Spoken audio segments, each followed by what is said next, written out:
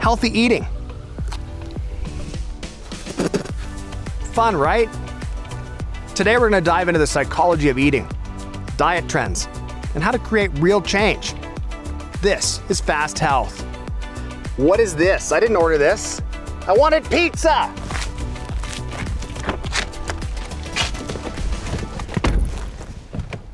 Today's guest is Dr. Colleen Cannon, a clinical psychologist who's dedicated her career to working with patients to cultivate healthy eating habits.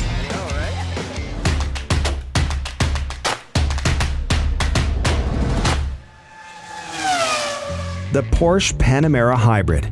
Now here's a car that doesn't have to worry about its figure. A smooth hatchback design with typical Porsche class. This baby pairs style with power. It's got 462 horsepower and does 0 to 60 in 4.6 seconds.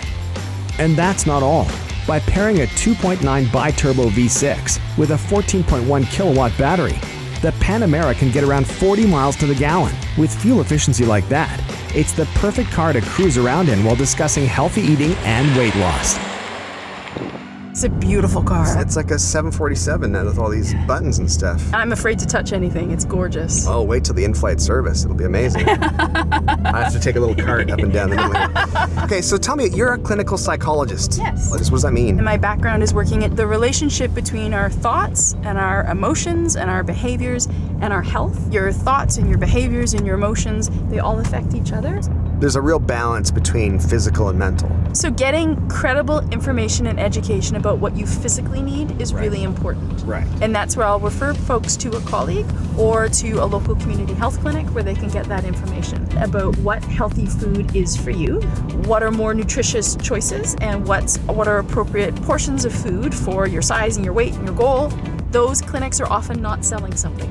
Right, yeah. They're just going to give you education. Not like those bastards in Big Diet. Well, it is a multi-billion-dollar industry for a reason, and it's not working. People are miserable. Right.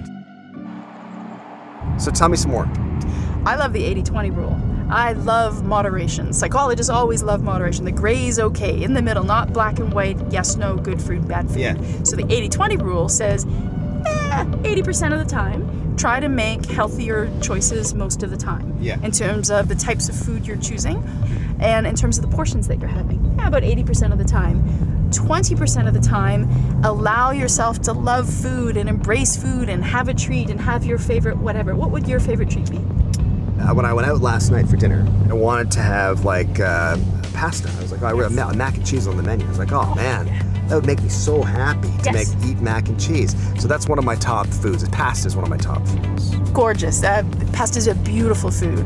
And you said eating it would make you so happy. Yeah. I would say eat it.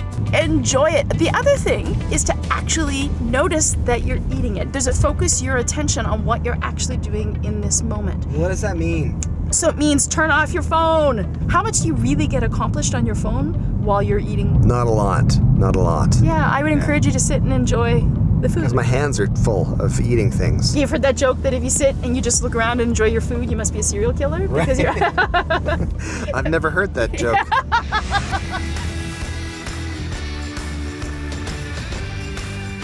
You may have heard the expression, people don't eat portions, they eat packages. You very well may have been raised that to waste food or to it's leave like food the on biggest your... crime in the world. Oh, absolutely. Absolutely unforgivable. Yeah. Whatever's in front of me, I will eat. Absolutely. Yeah, if it's on that plate, I figure someone has decided that's a serving of that. Eat that. Absolutely. The restaurants have figured out that customers want value for their dollar. Right. And we usually think of value as more. Portion sizes have gotten larger and larger and larger. Right. So we eat what's put in front of us. Yeah. So there's this conflict between, I know that was too much, but in my head, I'm not supposed to waste food. Wasting food would be terrible. Oh, and I saved $12 because I sized up. Yeah. Right?